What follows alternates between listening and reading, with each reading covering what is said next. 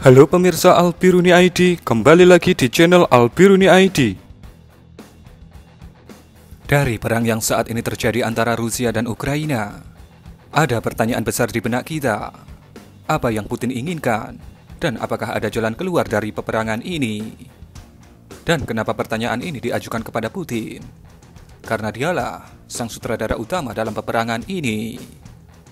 Jawaban dari pertanyaan tadi dipaparkan Putin dalam pembicaraan dengan Presiden Turki, Recep Tayyip Erdogan, melalui sambungan telepon pada Kamis 17 Maret sore. Turki telah memposisikan diri dengan sangat hati-hati sebagai perantara upaya damai antara Rusia dan Ukraina. Dan upaya itu tampaknya membuahkan hasil. Pertanyaan pertama, apa yang diinginkan Putin? Putin menelepon Erdogan dan menyampaikan apa yang sebenarnya menjadi tuntutan Rusia untuk mencapai kesepakatan damai dengan Ukraina. Dalam kurun setengah jam setelah pembicaraan via telepon itu berakhir, editor BBC bidang internasional, John Simpson, mewawancarai penasehat sekaligus juru bicara utama Erdogan, Ibrahim Kalin. Kalin adalah satu dari sebagian kecil pejabat Turki yang mendengarkan pembicaraan itu. Menurut Kalin, tuntutan Rusia terdiri atas dua kategori. 4 tuntutan pertama Rusia tidak terlalu sulit untuk dipenuhi Ukraina. Tuntutan utama Rusia adalah Ukraina diminta untuk netral dan tidak berupaya untuk bergabung dengan NATO. Dan Presiden Ukraina, Volodymyr Zelensky, telah menerima hal ini. Ada tuntutan lain dalam kategori ini, yang menurut Kalin sepertinya akan menjadi penyelamat wajah Rusia dalam peperangan ini, yaitu Ukraina harus menjalani pelucutan senjata untuk memastikan bahwa negara itu bukan ancaman bagi Rusia. Ada pula sesuatu yang disebut sebagai denazifikasi. Tuntutan ini sangat menyinggung Zelensky yang merupakan seorang Yahudi dan beberapa kerabatnya tewas dalam Holocaust. Tetapi Turki yakin Zelensky akan cukup mudah menerima ini. Yang menyinggung Zelensky maksud kami adalah yang denazifikasi, bukan yang pelucutan senjata.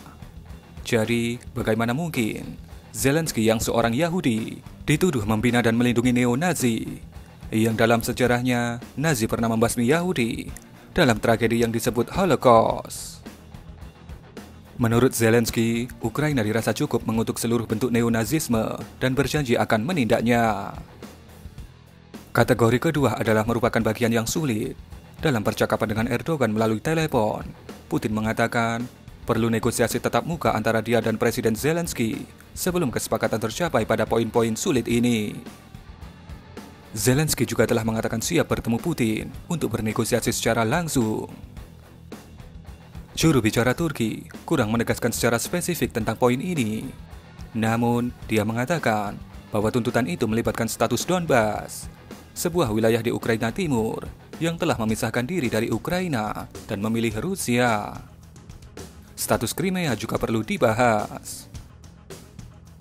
Rusia diasumsikan akan menuntut agar Ukraina menyerahkan wilayah di timur Ukraina itu, yaitu wilayah Donbas. Hal ini tentu akan sangat kontroversial. Asumsi lainnya, Rusia akan menuntut agar Ukraina secara resmi mengakui bahwa Crimea adalah bagian dari Rusia. Apabila ini yang dituntut, maka ini akan menjadi pil pahit yang harus ditelan oleh Ukraina.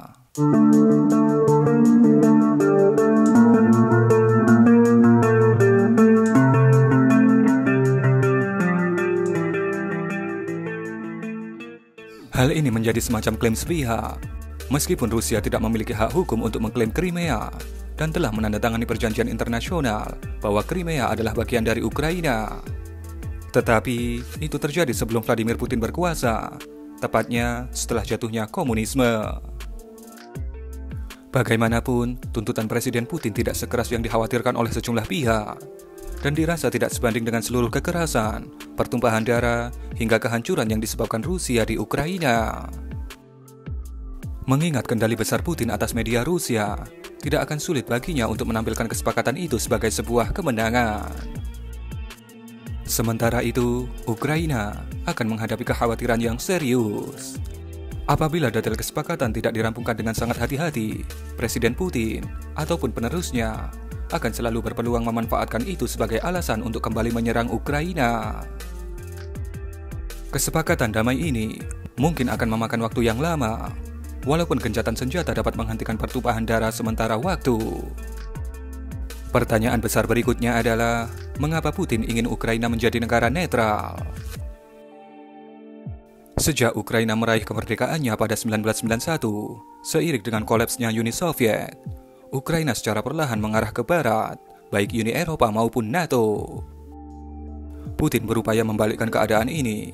Dia melihat runtuhnya Uni Soviet sebagai disintegritas Rusia yang syarat sejarah. Tahun lalu, Putin merilis tulisan panjang yang menyebut bangsa Rusia dan Ukraina adalah satu bangsa. Dia mengklaim negara modern Ukraina diciptakan seutuhnya oleh komunis Rusia. Ukraina tidak pernah punya tradisi kenegaraan yang asli, sebutnya. Pada 2013, dia menekan pemimpin Ukraina pro-Rusia, Viktor Yanukovych, agar tidak menandatangani perjanjian dengan Uni Eropa. Tindakan ini memicu rangkaian aksi protes yang berujung pada lengsernya Yanukovych pada Februari 2014. Rusia lantas membalas pada 2014 dengan mencaplok Crimea di selatan, serta memicu aksi pemberontakan di timur.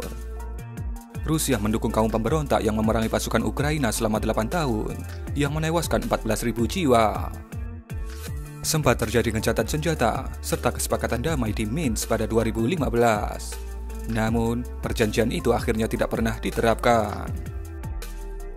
Sebelum melancarkan invasi, Putin merobek perjanjian damai dan mengakui negara Donetsk dan Luhansk sebagai negara merdeka yang terpisah dari Ukraina. Selagi mengirimkan pasukan untuk menginvasi Ukraina, Putin menuduh NATO mengancam masa depan Rusia sebagai sebuah bangsa. Dia juga menuduh bahwa negara-negara anggota NATO ingin mendatangkan perang di Crimea. Kemudian, pertanyaan berikutnya, apakah ada jalan keluar dari perang ini?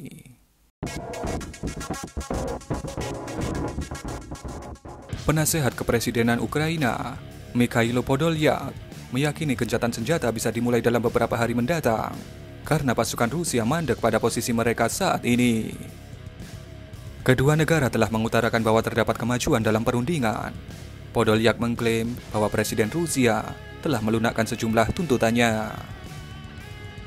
Pada awal perang, Putin mendesak Ukraina untuk mengakui Crimea sebagai bagian dari Rusia dan mengakui kemerdekaan dua wilayah separatis di bagian timur. Ukraina juga didesak mengamandemen konstitusi yang menjamin tidak akan bergabung dengan NATO dan Uni Eropa. Status Crimea serta wilayah separatis Luhansk dan Donetsk masih jauh dari kejelasan. Namun ditengarai, status ketiga wilayah tersebut tidak akan membatalkan perundingan jika Ukraina dan Rusia memilih membahas topik itu lain kali. Rusia tampak menerima bahwa mereka cukup sulit untuk melengsarkan Presiden Ukraina dan menggantinya dengan pemerintahan boneka. Presiden Volodymyr Zelensky berkata pada awal invasi, "Pihak musuh menjadikan saya target nomor 1 dan keluarga saya target nomor 2. Rusia ditengarai sedang mempertimbangkan untuk menerima Ukraina yang netral dan demilitarisasi, seperti Austria dan Swedia, dua anggota Uni Eropa. Austria netral, tapi Swedia tidak. Tapi Swedia tidak berpihak dan ambil bagian dalam latihan-latihan NATO. Akan tetapi, tidak semua kalangan yakin Rusia berunding dengan itikat baik. Menlu Prancis mengatakan, Moskow seharusnya menetapkan gencatan senjata terlebih dahulu, karena perundingan tidak bisa digelar sambil menodongkan senjata ke kepala. Kemudian, apa permintaan Ukraina? Permintaan Ukraina jelas, kata penasihat kepresidenan Ukraina, Mikhailo Podolyak, yaitu gencatan senjata, penarikan mundur pasukan Rusia, serta jaminan keamanan yang mengikat secara hukum dari negara-negara sekutu, sehingga mereka akan secara aktif mencegah serangan dan ikut serta dengan aktif di pihak Ukraina saat konflik.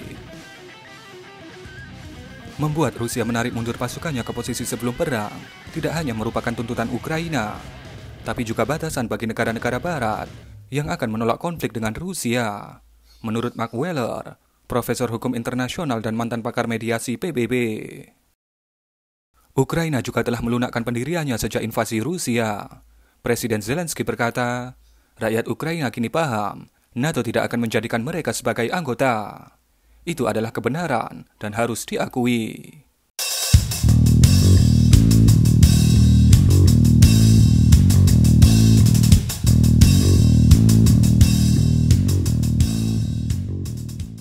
Kami tengah membuat sejumlah dokumen yang dapat didiskusikan dan ditandatangani Presiden.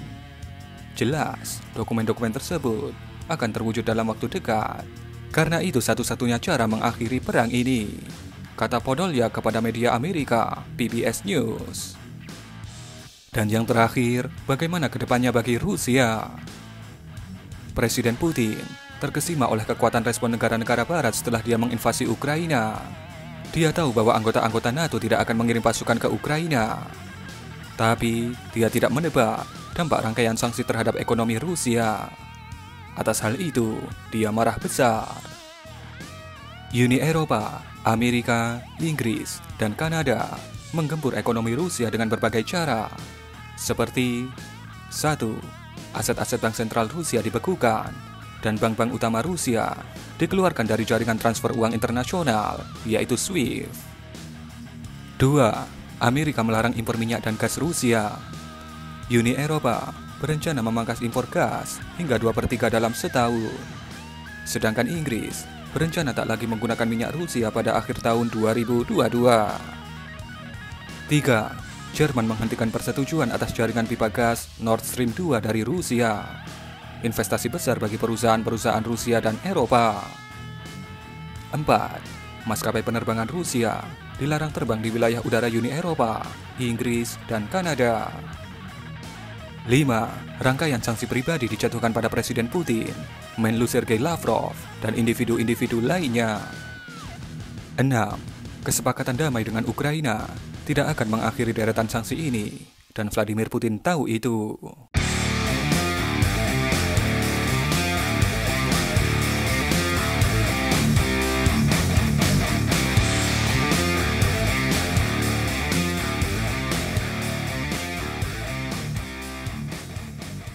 Rakyat Rusia akan selalu bisa membedakan mana patriot yang sebenarnya, serta mana yang pedebah dan pengkhianat, kata Putin. Dan itulah sedikit kesimpulan dari percakapan yang terjadi antara Presiden Vladimir Putin dan Presiden Recep Tayyip Erdogan mengenai kemungkinan damai antara Rusia dan Ukraina. Berikan komentar Anda.